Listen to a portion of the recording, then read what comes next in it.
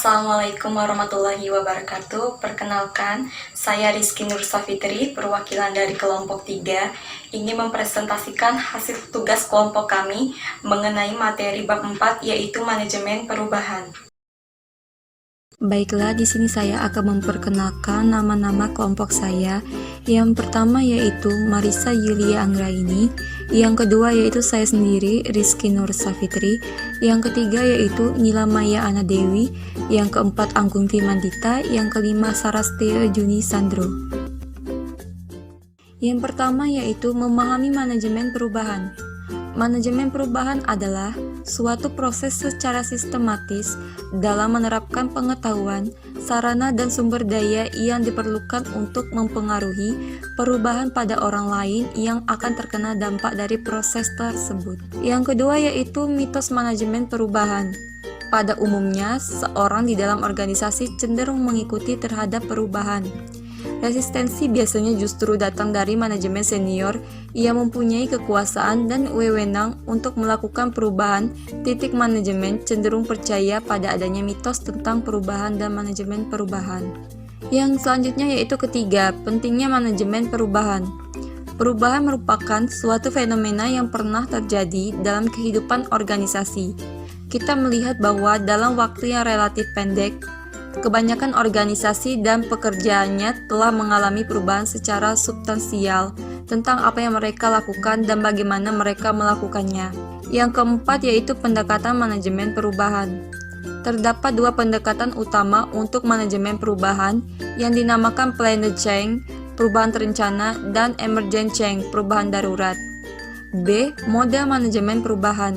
Burnes mengemukakan bahwa perubahan organisasional dapat dilihat sebagai produk dari tiga proses organisasi yang bersifat interval dependent, antara lain yaitu pertama, the choice process yang berkaitan dengan sifat lingkungan dan fokus pengambilan keputusan. Yang kedua, the trajectory process yang berhubungan dengan masa lalu, organisasi dan arah masa depan, dan hal tersebut terlihat seperti hasil dari visinya, maksud dan tujuan masa depan. Yang ketiga, the change process yang mencakup pendekatan pada mekanisme untuk mencapai dan hasil perubahan. C. Menyiapkan perubahan organisasional. Perubahan tidak dapat serta-merta dilakukan tanpa adanya persiapan yang matang. Kebanyakan kegagalan perubahan adalah karena belum siapnya kondisi untuk melakukan perubahan. Kondisi yang diperlukan untuk mendukung terjadinya perubahan adalah: yang pertama, pemimpin dihargai dan bekerja efektif. Yang kedua, orang secara pribadi merasa termotivasi untuk berubah. Yang ketiga, organisasi tidak bersifat hierarkis dan orang terbiasa dengan pekerjaan dalam kolaborasi. D. Perubahan oleh manajer menengah. Apabila prakarsa atau pelaksanaan perubahan berasal bukan dari puncak organisasi, maka sebagai konsekuensinya adalah diperlukan adanya dukungan dari atasan. Hal tersebut diperlukan karena pimpinan tertinggilah yang berwenang mengalokasikan sumber daya yang diperlukan. A. Masalah. Apabila mengusulkan perubahan, maka harus memahami alasan mengapa perubahan itu perlu dan mempunyai visi yang jelas tentang perubahan. B. Gaining a champion, memanfaatkan juara. Champion adalah individu yang mengeluarkan gagasan untuk produk atau jasa baru dan melakukan apapun yang dapat dilakukan dalam kekuasaannya untuk memastikan keberhasilan inovasi. C. Spesialis task forces, gugus tugas spesialis. Andreu Petrigeu membagi tahapan-tahapan peranan gugus tugas spesialis yang dibentuk dalam proses perubahan dalam 3 fase, yaitu conception, konsepsi, pioneering, perintisan, dan self-doubt, keraguan diri. E. Peran dan tanggung jawab. Di dalam menjalankan manajemen perubahan, dikenal adanya pemeran utama sehingga menyangkut pula tanggung jawab, yaitu disebut sebagai berikut. Pertama, change advocates, Orang yang mempunyai gagasan tetapi tidak mempunyai wewenang untuk melaksanakan dinamakan change advocate. 2. Sponsor harus memahami perubahan, mengelola atau mengawasi perubahan, dan berhubungan dengan orang yang terkena dampak perubahan. Ketiga, change agent. Di dalam hierarki perubahan, di atas change agent adalah sponsor, sedangkan di bawahnya adalah target.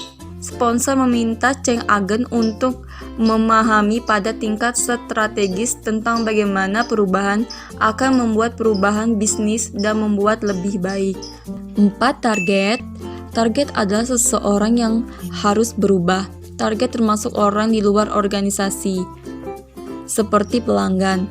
Setiap target potensial untuk menolak dan resistensi ini berasal dari perubahan. Kelima yaitu stakeholder. Mereka semua yang terlibat dan dipengaruhi oleh perubahan juga dinamakan stakeholder, termasuk semua sponsor, change agent, dan target. 6. Relationship. Perubahan akan terjadi apabila di antara pelaku perubahan terdapat kerjasama dan saling berhubungan. Sifat hubungan di antara mereka dapat beragam, tergantung pada jenis dan perubahan, budaya, organisasi, dan sifat kepemimpinan. F. Komunikasi dalam perubahan. Komunikasi perubahan yang baik dimulai dengan menggunakan komunikasi informal dan tidak terstruktur yang berlangsung sepanjang waktu. Komunikasi perubahan yang baik secara signifikan memperbaiki kemungkinan keberhasilan dan dapat sangat mengurangi risiko dari perubahan. Komunikasi perubahan yang baik secara signifikan memperbaiki kemungkinan keberhasilan dan dapat sangat mengurangi risiko dari perubahan. Yang pertama yaitu dampak kurangnya komunikasi. Perubahan dilakukan dengan mendesain ulang proses dan prosedur yang memungkinkan pelanggan dilayani dengan fleksibel. Namun, dalam implementasi menghadapi banyak tantangan dan dalam prosedur lama. Masalahnya terjadi karena dalam proses desain ulang perubahan tidak melibatkan bawahan, sehingga mereka kurang memahami dan tidak siap mengimplementasikan. Titik bawahan tidak mempunyai kesempatan memberikan pendapat atas perubahan pekerjaan mereka. 2. Arti penting komunikasi. Komunikasi dapat mendorong perubahan dengan memulai respon positif. Sesekali berita dipahami dan diterima, perilaku orang akan mulai dimodifikasi. Program perubahan budaya adalah terutama tentang modifikasi manajemen kinerja, dikombinasi dengan komunikasi yang tepat dan berkelanjutan. Yang ketiga, identifikasi target sasaran. Target sasaran adalah mereka yang terkena dampak dari perubahan. Masalahnya, komunikasi akan disampaikan secara umum kepada sebanyak mungkin sasaran atau dirancang khusus untuk target tertentu. Yang keempat yaitu mengaktifkan rencana komunikasi. Aktivitas komunikasi perlu dilakukan sesuai waktu dan dikoordinasikan dengan judul rencana perubahan. Progres rencana komunikasi harus diukur dan apabila sesuai tertunda perlu dikejar. Ketergantungan antara kejadian komunikasi dan aktivitas perubahan lain lalu dimonitor dan koordinasi dijaga. G. Komitmen dalam perubahan. Keberhasilan perubahan berakar pada komitmen, kecuali apabila peserta dalam transisi mempunyai komitmen dalam mencapai tujuan perubahan dan membayar harga untuk mendapatkan tujuan. Proyek akan gagal sama sekali. Kebanyakan kegagalan perubahan dapat dilacak kembali pada kurangnya komitmen. Pertama yaitu tahap komitmen pada perubahan. Komitmen tidak dapat dibentuk secara cepat, tetapi perlu dibangun secara bertahap. Komitmen dimulai dengan mempersiapkan lebih dahulu, melalui melakukan hubungan, sehingga timbul kepedulian. Kedua yaitu pedoman untuk komitmen. Jangan mengira komitmen akan dibangkitkan tanpa rencana tindakan.